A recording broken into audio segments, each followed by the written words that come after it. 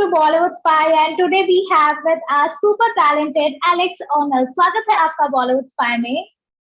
बहुत बहुत धन्यवाद। आप कैसी हैं? I am good. You have a very beautiful Hindi बहुत accent, धन्यवाद, and लेकिन मुझे मुझे लगता है मेरा एक्सेंट थोड़ा अजीब है, तो let's speak in English. you have your touch, your flavor in your accent, so I think that is pretty much better. So Well, nobody yeah, expects me to okay. speak perfect Hindi, but I do try my best. हर दिन अभ्यास करता हूँ. Oh my God.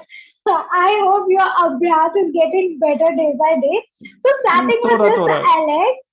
धीरे धीरे. It takes a long time. Every day I practice, but yeah, I'll probably embarrass myself if I speak in Hindi too much. Unless you want to give me dialogues, then I'll memorize them ahead of time. That's how my films and series work. But if we're gonna talk in a conversation, it'll be a very slow conversation if I'm speaking in Hindi.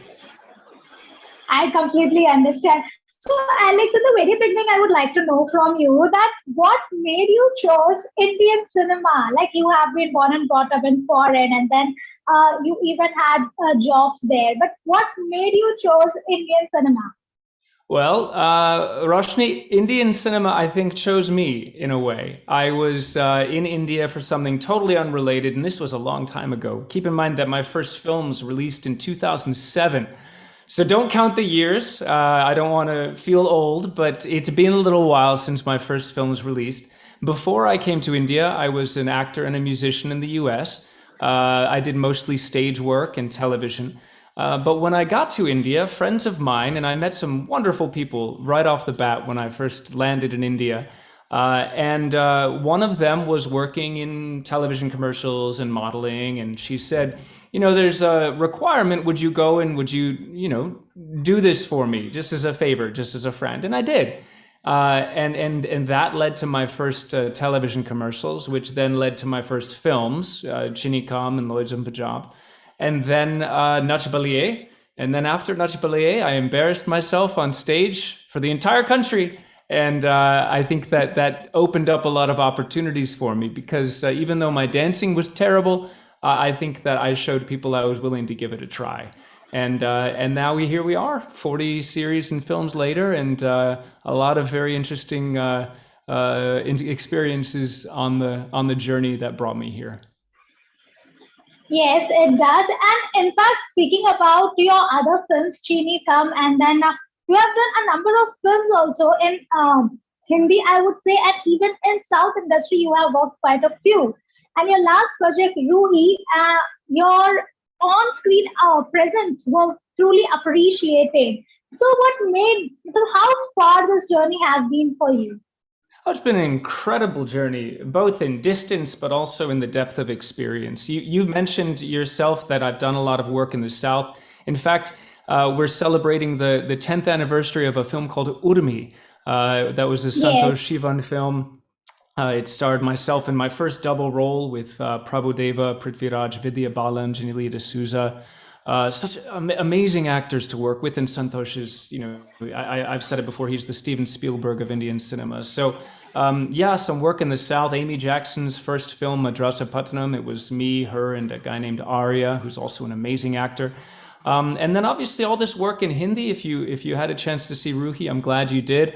It was a wonderful way to welcome people back to theaters that maybe are now closing down again. So we had a moment where we could go to the theaters and enjoy Ruhi. That was great. But Aria was released during the lockdown. I was in Amsterdam and promoted it from there. But it didn't really matter if we were 7,000 kilometers away. I was still able to join in all the fun because everyone was doing it remotely. So Aria was wonderful working with Susmita Sen. And those were my most recent ones. But yeah, in Hindi, Mayor Charles is an excellent film, and Chittagong is wonderful. But also in Bengali, I've had incredible experiences working with Srijit Mukherjee. We just finished our next project together for Hoi Choi. And I just finished shooting Okay. Golandaj, which is with Dave Adhikari. It's a beautiful film about football. So sports-based Oh, film. So there's only the second time I've worked on a sports-based project after Inside Edge, which was an interesting project. This is very, very different. But yeah, I mean, from coast to coast, north to south, I'm overwhelmed and eternally grateful for the acceptance and the opportunities that I've had. And we even love your on screen presence. So I think that is pretty much Well, appreciated thank for you you. to work even more. Yes. So, Alex, speaking about your upcoming single, 20 Days, tell us something about that. I've been hearing a lot of buzz about it, and even your social media is full of upcoming posts. So, tell us something about that. Well, 20 Days is my third single. My first was Still on My Mind. That was released just before Aria. And after Aria, I released a Bhagavad Gita song. And the reason was because I was actually thinking of releasing 20 Days back then. But I had these Sanskrit shlokas bouncing around in my head from my work on Aria. If you've seen the series, you know that my role was of Bob. He's a Sanskrit speaking, Bhagavad Gita loving American musician who comes and he marries Sushmita Sen's sister. And this beautiful, wonderful, fabulous guy, I don't want to spoil it for anyone, but he turns out in the last episode to be a murderer. So hopefully it didn't spoil it for anyone. I think most people have seen Aria, and I've gotten so much appreciation for it. But that was my second single, a Bhagavad Gita song, where I took those shlokas I'd memorized and I worked them into a totally different style than what you usually hear the Bhagavad Gita recited in. But this is my third single. It's closely related to my first because I kind of took that departure. I don't usually sing in Sanskrit. I usually sing in English. So we're back to English with this one.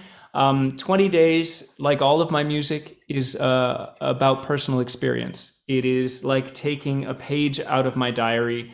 But we musicians do an interesting thing with our diary. We try to hide the meaning because you don't want to be completely vulnerable and completely out there. So, you take the page of your diary and then you turn it into poetry, and that kind of hides a little of the meaning. And then you take that poetry and you wrap it in melody, and that also hides a little bit of the meaning. And then you take that melody and you put it with accompaniment and you add a guitar and all of this stuff, and then it's hidden unless people really look for the meaning behind the music. So I think that people are going to appreciate it on a musical level, but also, like all of my music, it's very autobiographical. So there's a story in there, and I think that people are going to connect to the story too.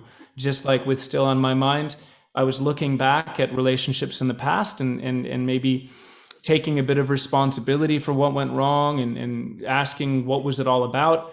20 Days is a snapshot in time where in 20 days from now, someone that I was very much in love with is returning. She's been gone for a year, and I'm wrestling with a decision. Do I tell her how I feel and risk losing everything, or do I keep it a secret and just remain friends? And I think that it's kind of a dilemma a lot of people go through. If you've ever been in love, I think you've been stuck with this question: should I put it all out there and risk it all, or should I just keep it to myself? So that's 20 Days. Yes. All right. And I am pretty much excited to even for the release of 20 Days. It is quite connecting. And if I would say the title 20 Days, it seems a very conscious, I would say, a very different, I would say. So if you can just share a line or two for our viewers of 20 Days. Yeah, I can play it for you if you'd like. Shall I do that? Yes. All right. Yes. Should I give her my love? Would she just break it and make me bleed? If I give her my heart, would she take it?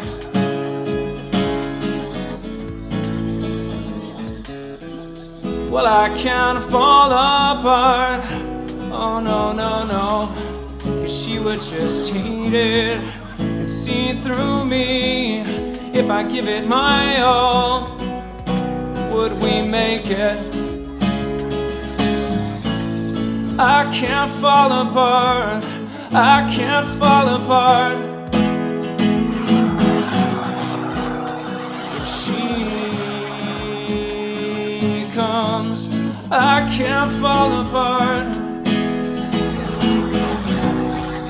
She would just hate it. I can't fall apart. When she comes, when she comes,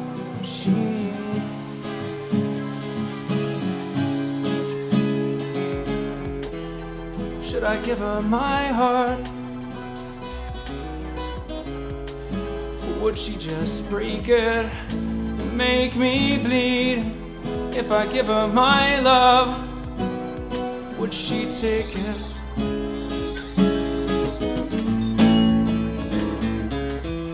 Well, I can't fall apart. Oh no, no, no. 'Cause she would just hate it and see through me. If I give it my all, would we make it? All right, it was lovely, and I'm waiting for the release as well. So, Alex, tell me something. When you came to India, how difficult was it for you to learn or understand Indian languages? You have been, giving your First of all, contribution to did India. that come through correctly, or was there a lot of echo and? No, no, it was nice. It was clear. 100%? Yes, Okay, good. Just making sure. yes. I think we're all struggling with how to perform on the internet. All the musician friends that I know are now, they're used to getting out in front of a crowd and having everybody in front of them face to face. And now we're all kind of trying to figure out how to play into a microphone. Digital life. Digital life, exactly. Yeah. So hopefully that came through without too much static. I heard a bit of static, but it was clear for you? Yes, yes, it was clear for us. Awesome. Good. So yes, I'm so All sorry right. to So, interrupt you. What was your question? yes, Alex. So I was asking you that you have been contributing into Hindi and South Indian films, but when you came to And India, and how difficult Bengali. was I it can't for you? leave out my Yes. Bengali friends. That I've been called an honorary Bengali, and so I need to always mention West Bengal, especially now that I've got a series for Hoi Choi and a major theatrical coming out soon. So yeah, I'm Yes. excited about those. Yes. Yes. So my question was that how difficult was it for you to learn or understand Indian languages? We have very different languages, starting from north to south and then Bengal. So how did you and how difficult was it for you? It's always a challenge. For me, language is a specific challenge. In the US, when you're growing up, I don't think Americans really look too much outside of the US. So we don't learn second languages the way that people do. Like, for example, in Western Europe, my mom spoke six languages. My sister speaks, I think, Oh my God. five. I know, and I'm the black sheep of the family. I speak one. I speak English. That's all I really claim to be able to speak. But when I came to India and I had friends that, they speak five, six languages: Tamil, Malayalam, English, Hindi, some Bengali, Konkani. I mean, it's just there are so many incredibly unique languages in India that I can't hope to learn them all. Now, the nice thing is that in my work, the language of direction is generally English. So the directors, the DOPs, fellow actors will be communicating in English most of the time. It's only really the dialogue of the films that is in the regional language or in Hindi or whatever else.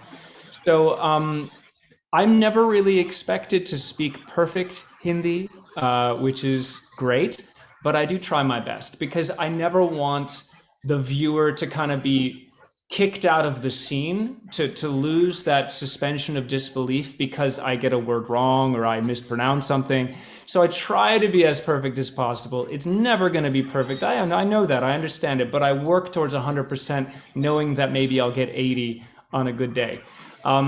So I work hard. I have my team led by Shrida Kirtikar. She's my manager, and she also, along with her associates, are intimately involved in my performance as well. I'm lucky to have an excellent team that can coach me through the dialogues to get them right.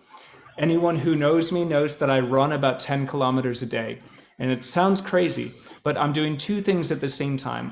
I'm memorizing my dialogues and I'm trying to get in better shape. So I make sure never to miss that, because if I miss that, it means that I'm missing not only my workout, but also my Hindi or Bengali or Malayalam language study, you know. So I work hard on it. It's not easy. I'm not one of those people that can just absorb a language. I wish I was. That seems like it to me. That's like a superpower, and I just really wish I could do All that. right.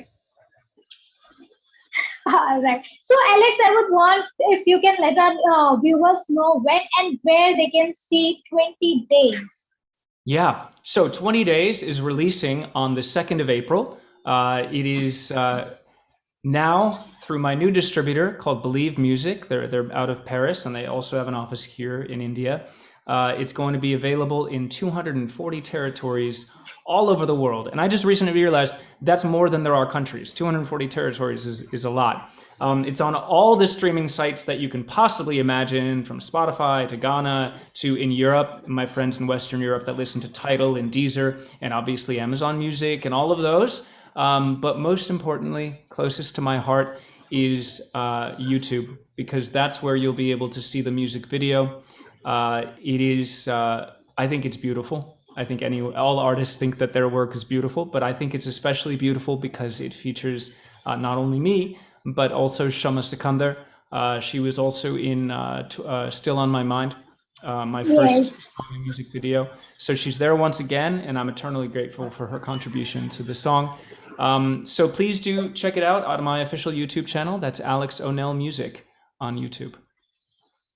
All right. Thank you so much, Alex, for joining with us on Bollywood Spy. It was lovely having a conversation with you. And I wish you luck, my in fact entire team. Besides Sam, wishing you luck for your upcoming release and your upcoming projects as well.